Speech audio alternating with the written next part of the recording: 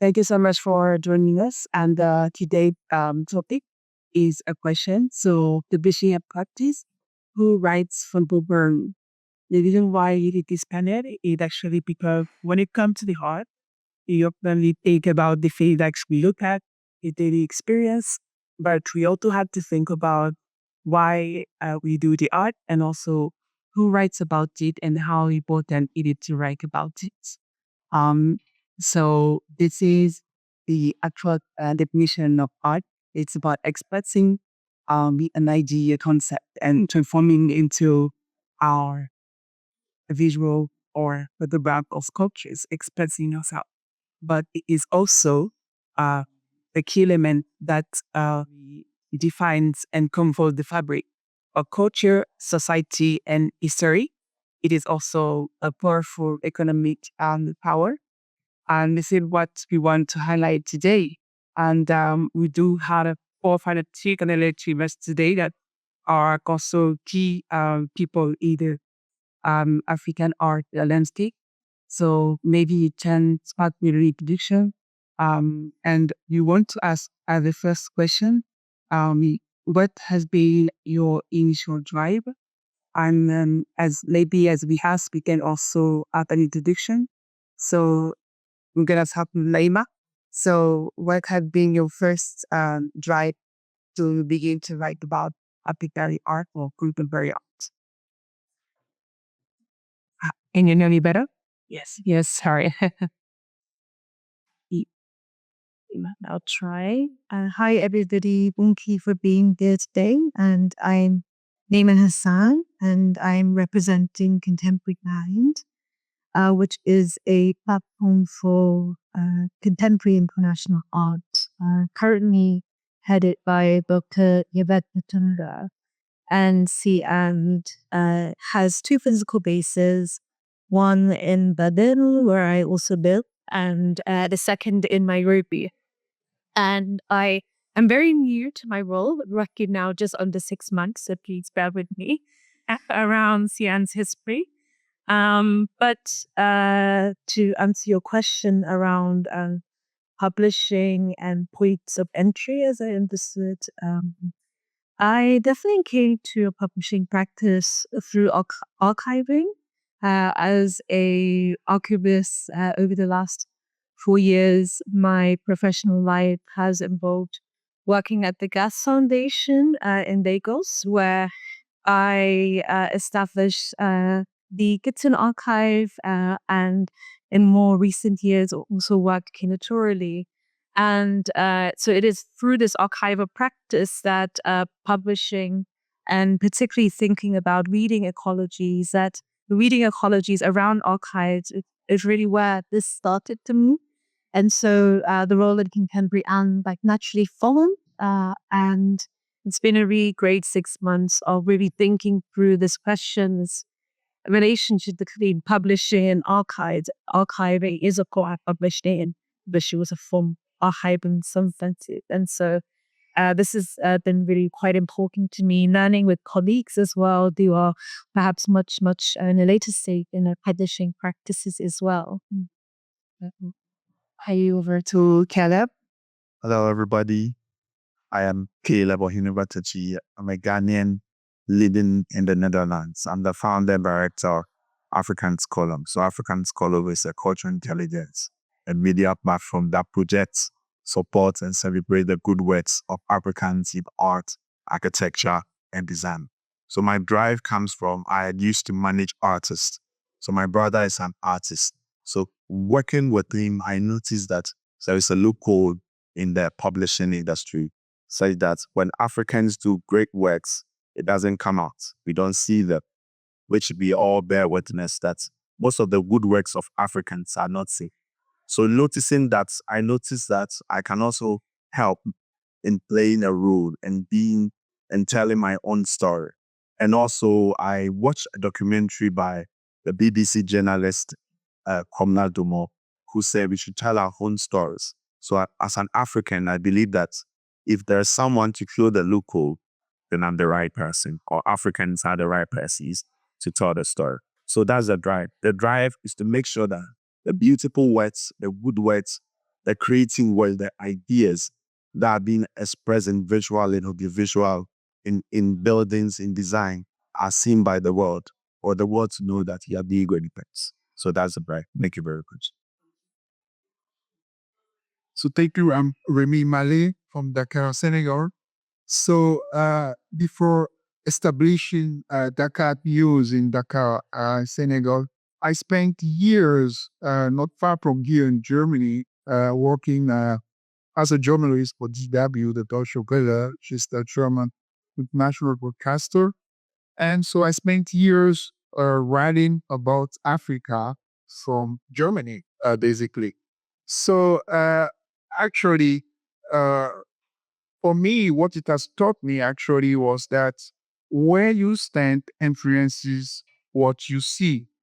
So the idea is not to replace perspective, with another one, but to add another perspective, that is immersed immersed from the living realities of everyday life in Africa. So similarly, the story was no more about international recognition or big stages, which are very also important here. So it was also about the conversations with artists. It was also about the cultural infrastructure that are being built there underground. So I didn't create the cat news to give African artists a voice. I think they already had one. So what was important and what I thought was missing was the context and also the proximity. Yeah. Yeah, thank you so much. What I like to see about your background, the three of us, of you, sorry, is the fact that you have a various approach. You're coming from research, strategy, but also communications and journalism on the field. So you talk about that bridge that was existing. So how are you intentionally trying to uh, close that gap that is existing in the way he tell the story of contemporary art today? It's like, Yes, sorry. Can you hear me there? I was saying that what is interesting is that coming from various background, whether it is from your research, from strategy, and from journalism, you are all highlighting a gap that was existing. So how are you in your practice filling that gap, and how are you managing to tell the story that we are not hearing, maybe or seeing? okay. So I come from a marketing background. So in the marketing background, I think more strategic. I also look at more branding when I'm telling a story. And the bridge or the gap that we feel is that I am able to tell a story to make sure that it's appealing, it's pleasing to the eye. Because I believe that any knowledge that you acquire is also important in the future. So strategically, I'm able to tell the story. I was just talking to Rainy that I look at my videos, I look at my posts, which now I'm not even being Basel because I'm just posting because people want to see what you're posting. So the strategy or the background I come from help me to look at things more differently and help in shaping how I write, how I post, and even how I talk to people. Thank you. Do you have a similar approach, Irving, or are you when you do curate stories? What are you trying to express and to highlight in your practice? So about highlighting in the practice. So as I was saying, it comes from the ground. So as I said, I spent years covering Africa from Germany at the Deutsche Welle, and now I can be closer to the people that I was talking about.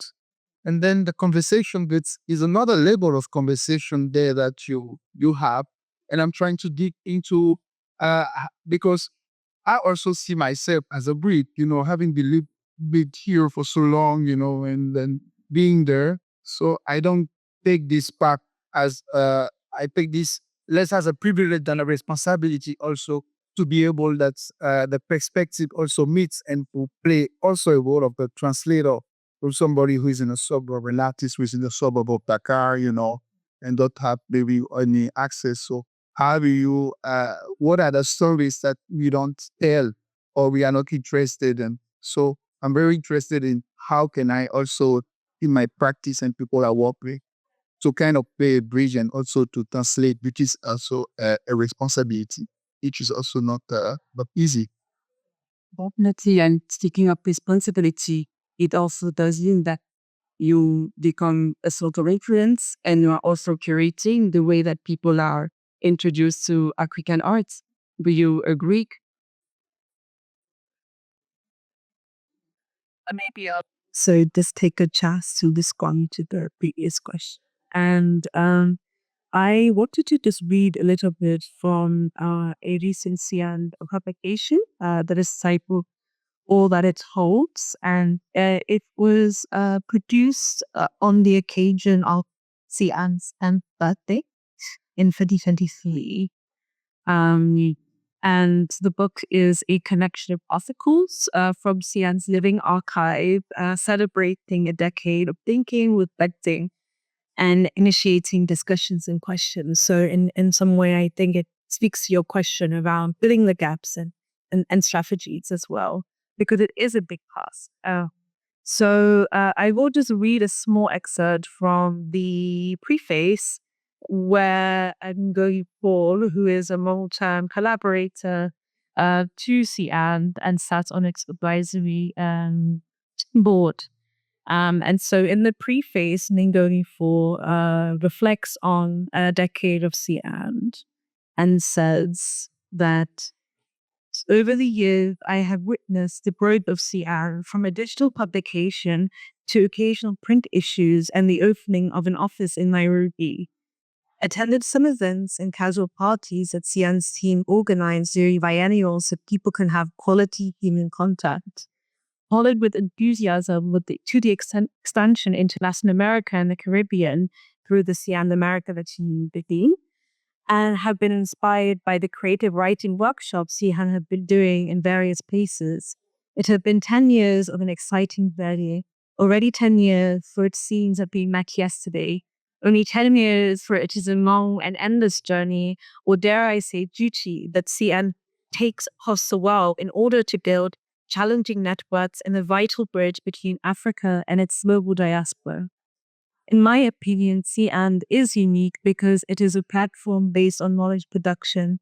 It is constantly initiating conversations around the burning issues of our time.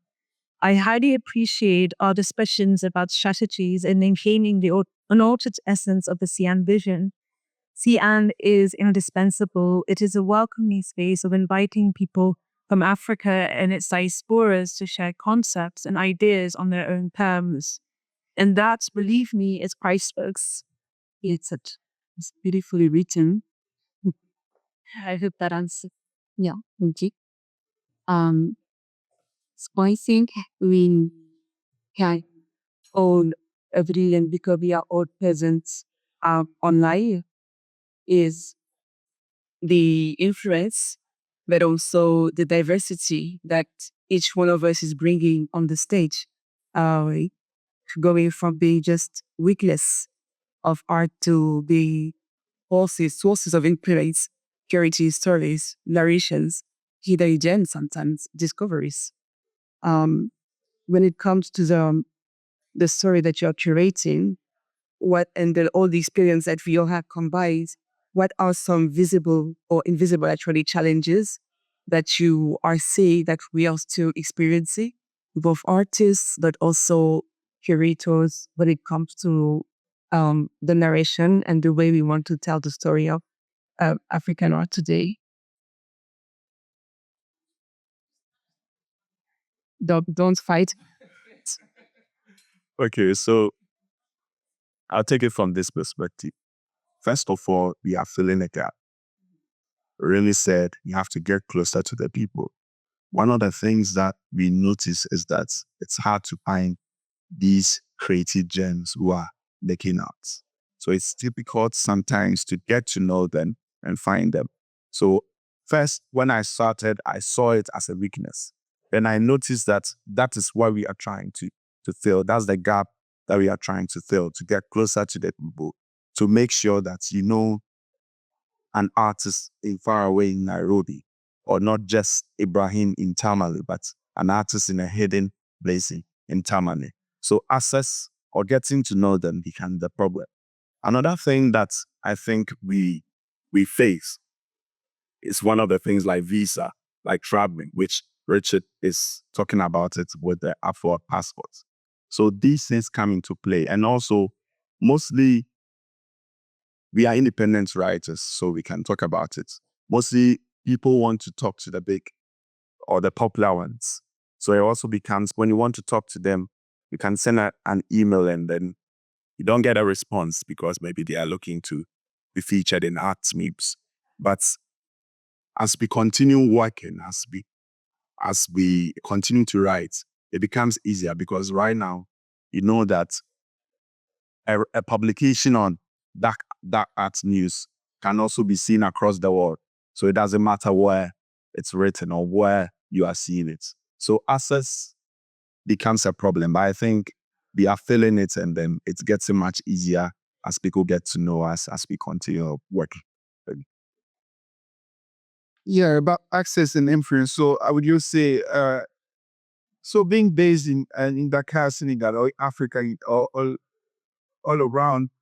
So we sometimes have, I had an interview or many interviews with people who were never interviewed before. They're in the 60s, huh? So nobody just interviewed them. So, and so this is why I also think that is we are actually kind of preserving the present, before it becomes the past, actually. So, so what struck me was not the absence of visibility of those artists that are finding the end of their career, go to a place in a suburb, I don't know, anyway. The person was never interviewed, never saw a journalist, maybe never even articulate about his, artistic, a vision or something like that. And that there is a record. So, I just hope that maybe in some years and then I don't know, people will have something about that. So that's an issue that I really face. I see lots of artists every day or art workers. They were never interviewed before. And then I ask them what is art for you. They never got this expression before in their life. So, and to articulate that, so the idea is also build a platform. And we are also happy to see that, okay, this artist we never knew, sometimes we get a message, can we have his number? We want this artwork. And the person even is not, maybe somebody's in the States, because Dak'Art News is running English. So somebody in the States and with an artist who, sometimes they don't speak English, and then they want to communicate. So, as I was saying, I don't, if I can communicate in Wolof or in French with somebody in Ivory Coast or and saying, and I can see the lullaby for kids here, for German kids here. I see myself as the bridge, and Dak'Art News vision is actually to reconcile, Africa and the world through art. And this is our vision, and this is why we are. We don't see ourselves as personally as influencer. That's maybe a trendy word, but we see ourselves as bridge builders, and we get messages from people who say, "Oh, we met you through Dak'Art News. We saw your interview," and then yeah. As I was saying, this is a responsibility that we carry. It's not, and maybe to conclude about access, as of uh, for me being here in Basel is not. I don't take it for granted, and then because many people want to come and they can't come as well, they can be here. I think uh, we have so proof of that here, story of that. So if I can move and travel to Venice, to here, to Basel, to be here, and so as I was saying, I see that less as a privilege than a responsibility to carry, and we are on this way of bridging buildings and building bridges. Yeah, definitely. I think you can think about writing and novelist practice as a way to build bridges, but also bring stories that are from various part of the world, from various folklore as well, because you're based in Dakar, you're based in Lula, you're based in Germany, and we all have different experiences of what African art transforms, what it is, and where it's going to actually. So it's very important to have a source of information. And yeah, you may not love the word influence, but it does have weight to have all those voices that are creating stories. And I think that also where this platform that we are all building also evolving beyond the fact of the mere media, it also evolving to be one being just witness, I would say, to active builders of platform, of cultural infrastructures. Neymar, for example, I don't want to point to, but I know that you are already a couple of programs actually through Contemporary End. Can you share a bit more about the intent, for example, of the latest partnerships you had and how important it is as evolution from just publishing stories? Sure. And thank you for saying well. And I think concerning Sian's evolution, I think that was a note also in the preface that I read from. But since establishing itself in 2013, I think what quickly happened is that this like growing scope of the work, right? And there's always like more work to be, so you put more layers and fillers and so on. And so Sian, I think, is no different to other institutions or platforms. And so what started as one digital, platform and some offline, programming activities and has now grown into the Sian Cosmos. And so the Sian Cosmos could be understood as a satellite structure of different pillars in which Sian is. So the two sister magazines, Sian Magazine and Sian America Latina, are the initial root of Sian. And what follows is Sian Education, which is a home to its writing and educational programs, particularly led by a Nairobi team. The Sian Center for Unfinished Business, which is a traveling reading room. The unfinished is a signal to the idea of colonialism as an unfinished work, right? So the unfinished work of colonialism during it as a project. And Sian Center for Unfinished Business as a traveling reading room has traveled to many international exhibitions, biennials, spaces. The next one coming up was taking place in Mayi, soon to be announced, in share, I guess. And alongside this, and finally, what is really important to share about the Sian Cosmos and to the section about moving beyond publication and building infrastructure. It was just in the last few years that the Sian Encyclopedia was established, and the Sian Encyclopedia is currently a Mellon Foundation supported project within Sian that is essentially a integrated digital archive of building a home on its web page, creating an interactive archive that sits both within its publishing structure and also its other pillars. And so what is really exciting about the Sian Encyclopedia as this integrated archive is that, we need infrastructure like this. We do need new, fresh digital archives of art. And there is so much, of course, I could say more so in an archival sense about this. I know that it is useful as a primary resource, as a research resource, and what is also really interesting at the level of metadata of questions around digital visibility, around the contributions to this work is that it able to amass and grow on a regular basis each time creating entries, each time publish a text. The encyclopedia grows. And in the coming years, one of the ideas is to build an area of the encyclopedia where other institutes can benefit it. So we're trying to trial currently housing different collections of archive under the encyclopedia structure, but also add an editorial team. So one way we could do this is by collaborating with a space and presenting a collection of an editorial series. But once it goes into the encyclopedia, it's also an archive, right? And it's part of a wider archive. And so this is, again, going back to what I said in the beginning about this relationship between publishing and archiving. And it is really something that right now at Sian that we're really testing. And I think that perhaps provoking as well. This is also something that I leave right now, maybe in the future, we'll also think about. We know the tension between a digital divide around AI-led biases and also the algorithmic politics that we all have to deal with, right? And so what else can we do? Can we build digital infrastructure? And how do we do that? That it's not work we have to do in isolation. And I think the collaborative gestures are actually more important. So what are the need to grow an archive, but actually share it? And this, I think, is the way we need to move forward as well. And these practices, of course, for those of us who are also part of cultural institutions that have physical archives, just to say that this work have always been done, this idea of, sending materials to one space to ensure that the physical trace is safe in one location, but in a digital sense is also really important to create a sense of sharing it as well. So yeah, that would be my. This is very impressive, and I like to think about it as the creating the future archives in time real.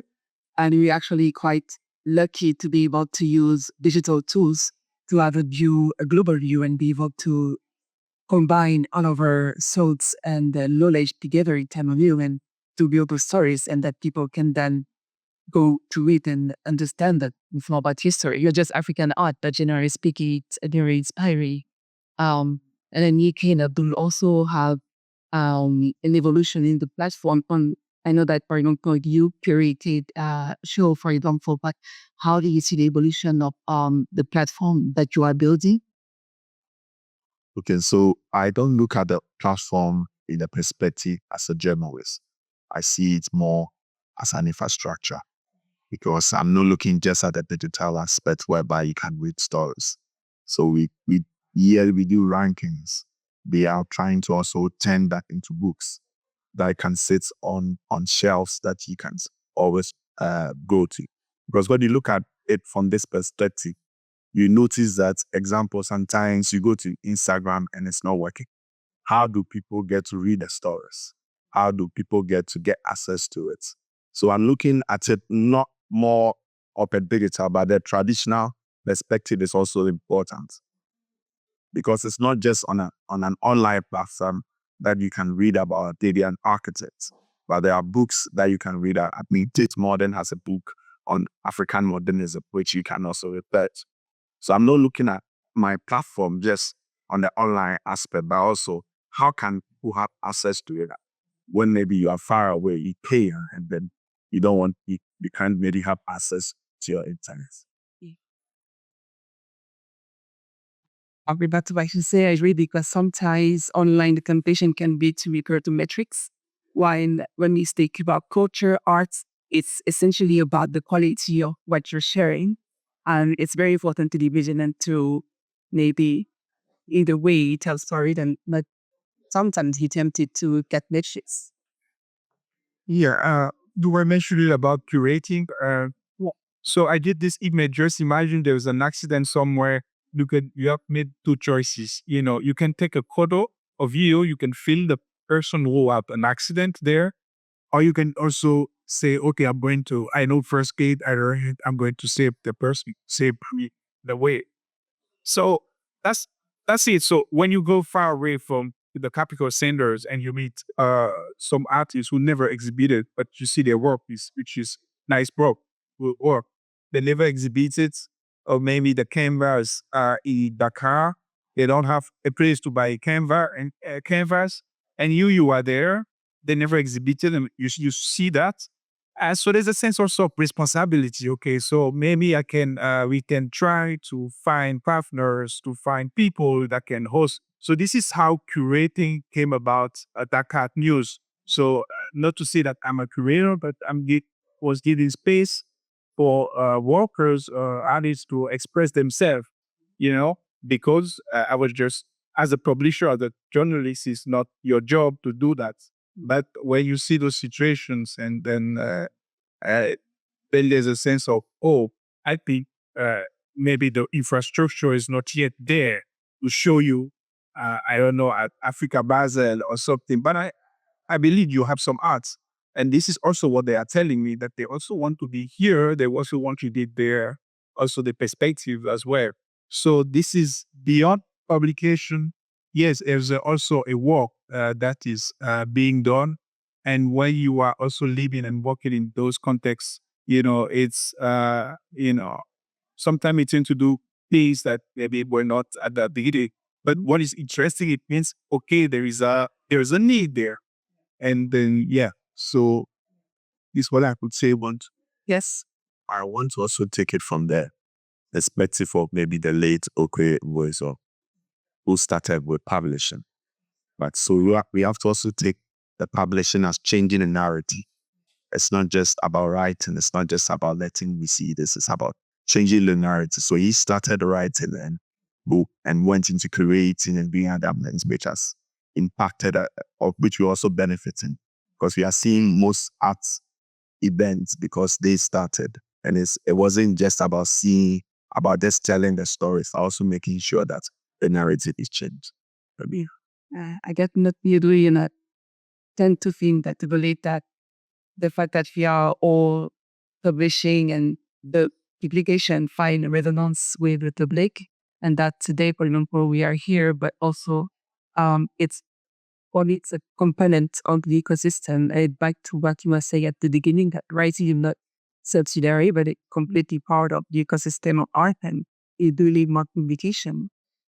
Before handing over to the public for the questions, maybe to close, and we can we talked about the responsibility that writing Mafoldi.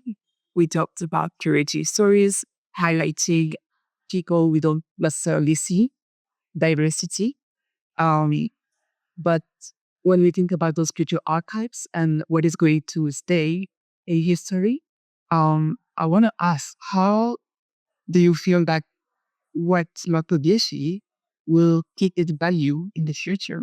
How are you ensuring that what you're publishing and the art that you're highlighting, the art you're highlighting, will not remain forgotten, let's say, and will keep it resonance in the future? I know it's really hard to predict, but I'll take it from this perspective. The future is exciting. And Remy said, you don't see writing as just do. It's a responsibility. We are just carrying it. It's like a baton. You are just carrying to the next person. Because if you see yourself in that perspective, that you are not writing to become an influencer, that people see me and would say, okay, but it's a baton. So the works that maybe Kwame Nkrumah and the rest started, and Nelson Mandela started, is the same work that's being carried by the future presidents who are all playing a role in shaping Africa.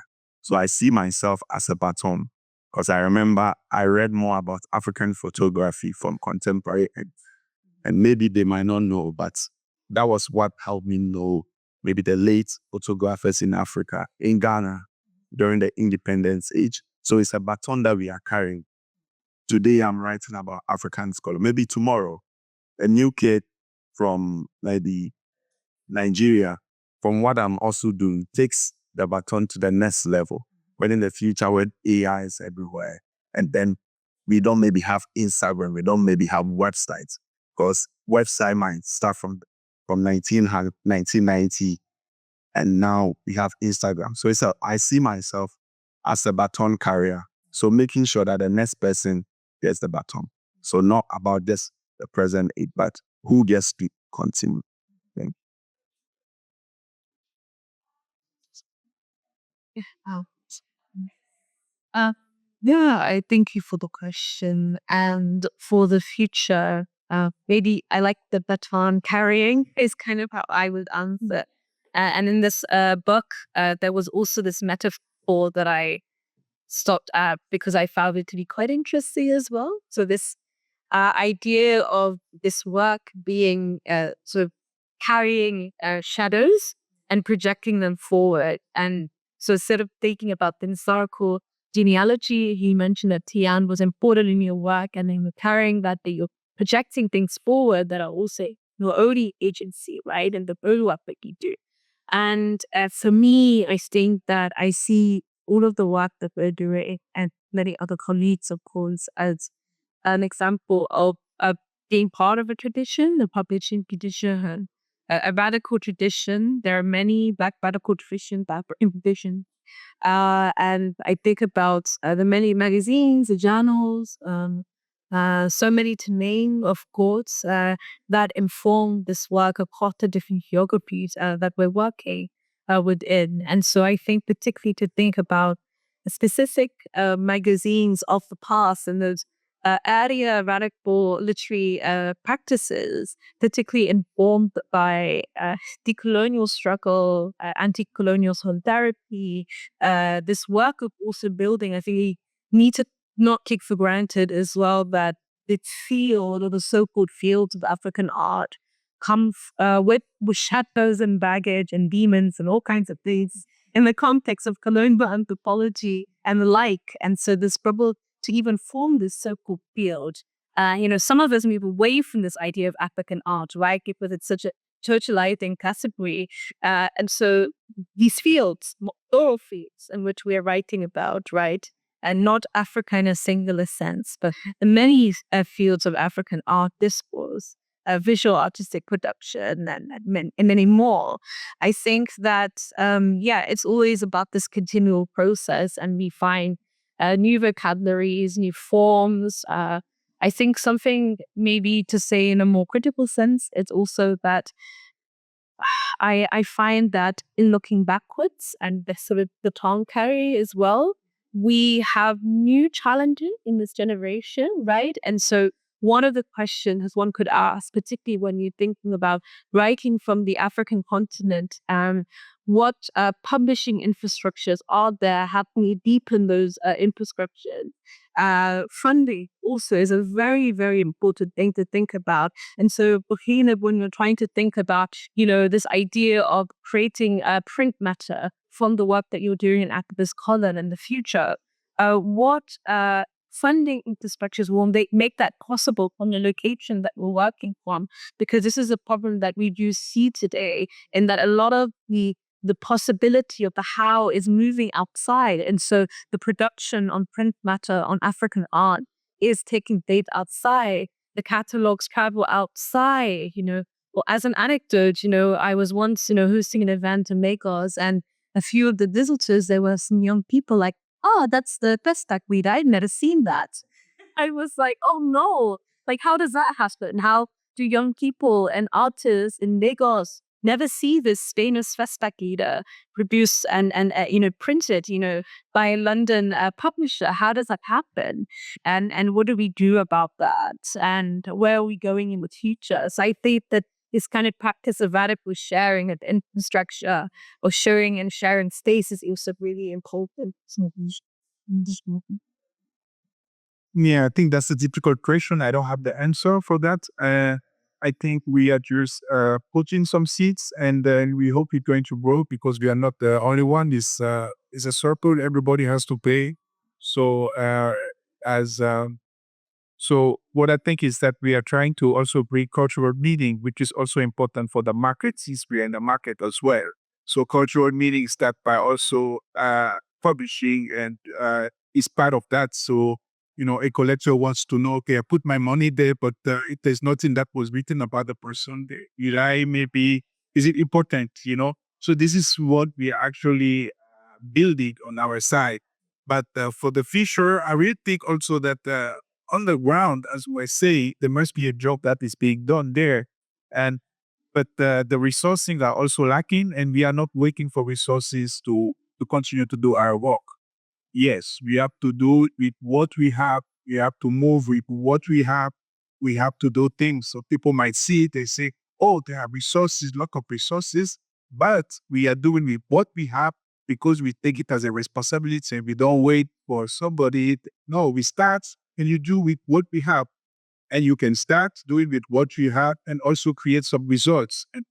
And that's important, because I think that in the state where we are, we have no time to wait. We have to be moving.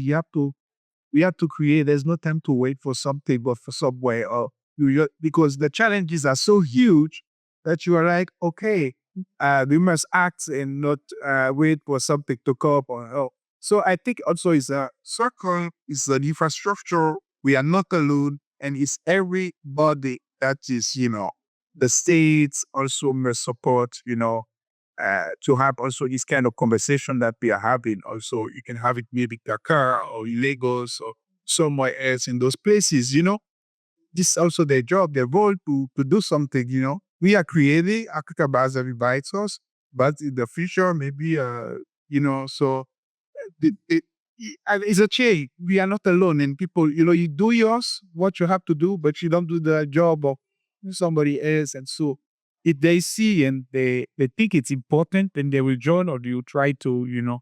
And we're talking about catalogs, which are very important, like exhibition. We also do subtags. Artists are very interested. You have their catalog to purchase. So when you give it to somebody, you feel also valued because there's something you can put in your place, and share it also with friends. So consider the future. I don't have too much of answers. It's also hard who is going to stay in the history of art. It's an artist that I talk about. Maybe I saw he was or she or he was young. You know, is it going to be maybe 20 years or I would be happy if I see, oh, I saw somebody that, we're just starting and get. But that's not our goal. And that's too much for us. So let's do what we can do now and see what comes after. Yeah. We can keep on carry the baton, as I said, and have more hands and brilliant minds that will keep on writing, keep on building this ecosystem, keep on sharing the stories, adding value for culturally, historically, but also from an economic point of view. And I would say the more challenging might be to start. And as you said, you start, you build, and it gets better than somewhere. And then the fronts will eventually come. And there is always this redolent that will go somewhere and say, well, thank you so much for sharing. Before closing, we just going to hand over to other people. If you have a question, this is the moment. Yeah, Lucas. Yeah, I was wondering. And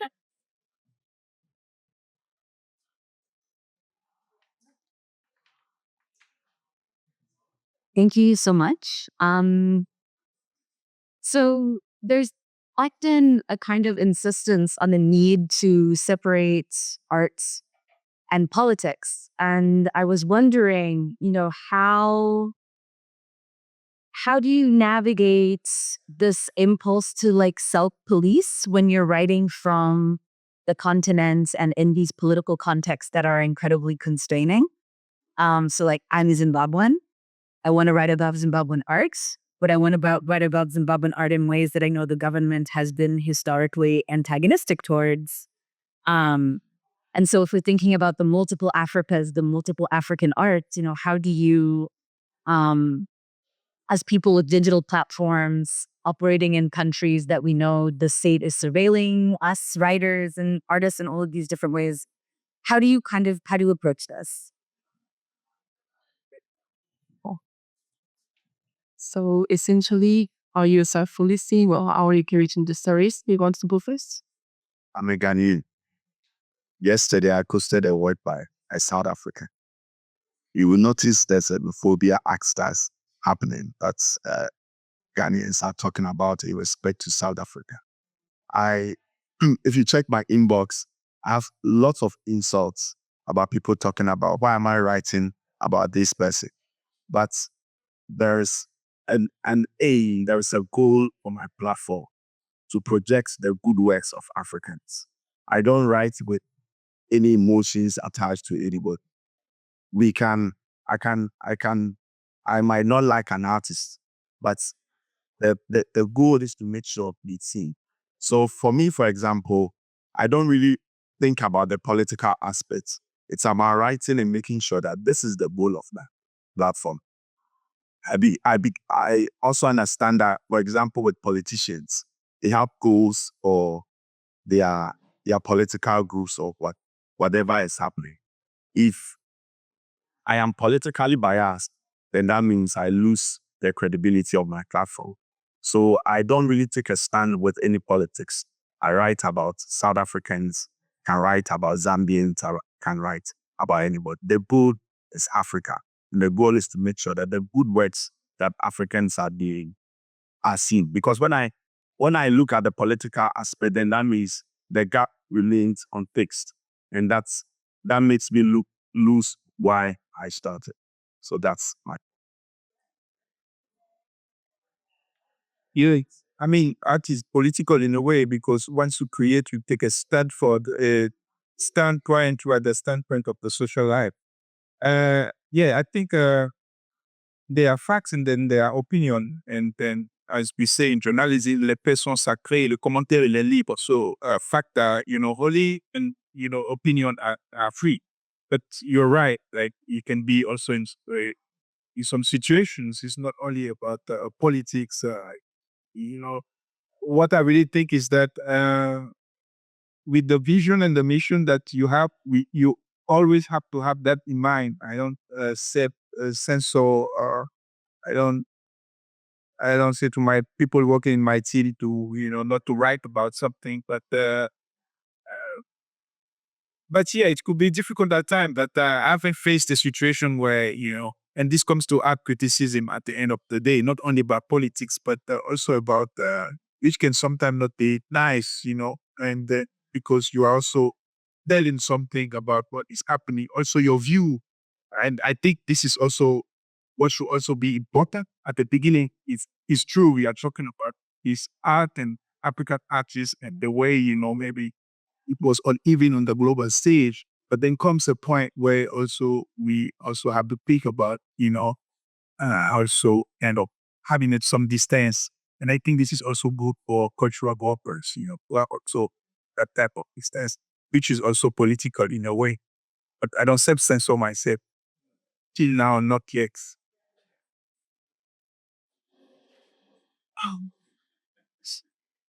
Hi, Zoe. Thank you for the question. And I think it's, definitely a very heavy question. And I think it manifests in different ways for us. So thank you for also sharing this more real example of xenophobia and how that's showing up.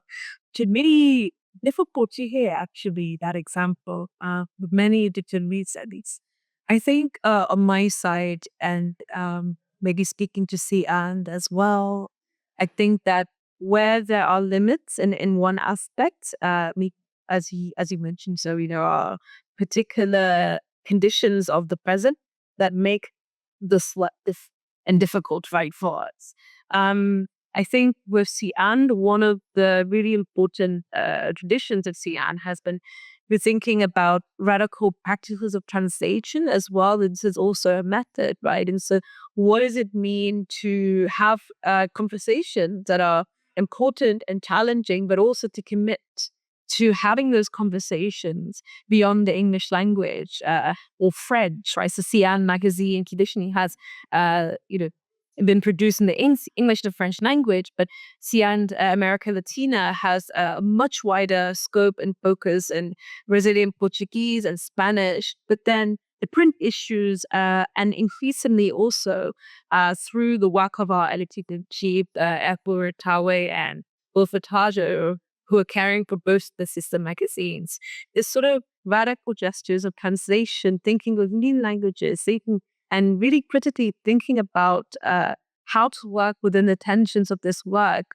I think, for example, of Ethel's text that she wrote on the occasion of the announcement of her role as editor-in-chief of Xi'an magazine, and the text is titled of Stewarding an Antidisciplinary Practice. And I think it kind of speaks to what has also been said, that this work of stewarding this work, it is challenging. It comes with daily compromises and negotiations.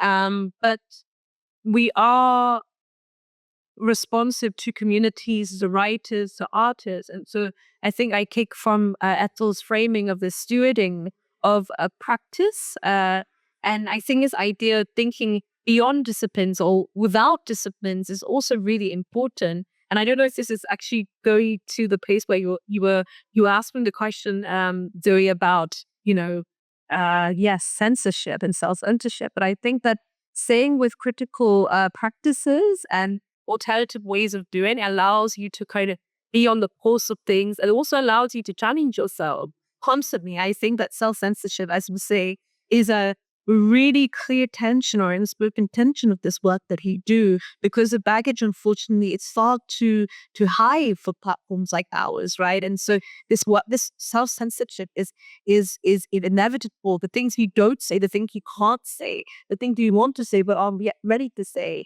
or the fear around saying things and knowing the consequences of saying big things, it's endless. So again, I think that is a whole rabbit hole, but saying with critical strategy, I think for me is really what feels to be a better strategy than dealing with all of the challenges around censorship and the political currents of this moment. And I think something that is even more important actually is the sort of private realm of conversations with colleagues actually. So when we're dealing with the political condition, what does it mean to have a conversation like off the grid conversation, meeting each other in Zoom calls, in cafe? What does it mean to just share, and deal with the things that we're doing also, so we know that the things when we're dealing with are not things we have to carry.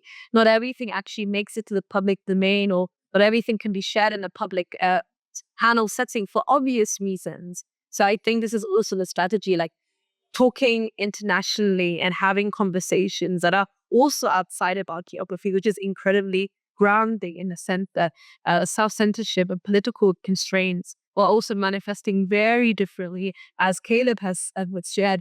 Even the inter-African tensions that are happening right now are incredibly complex as well. So it's very productive. So thank you again for sharing that with us.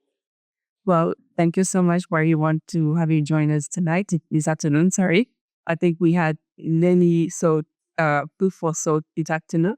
And from me, I think few takeaways can be really about passing the battery to the next generations. Also, we pursue the narratives of the hidden creation, and also expanding from the mere platform of publication of text to building infrastructures, and also bringing more fluidities and have a writing that travel, I would say, through worlds and a diversity in terms of narratives. So thank you so much for everyone joining it.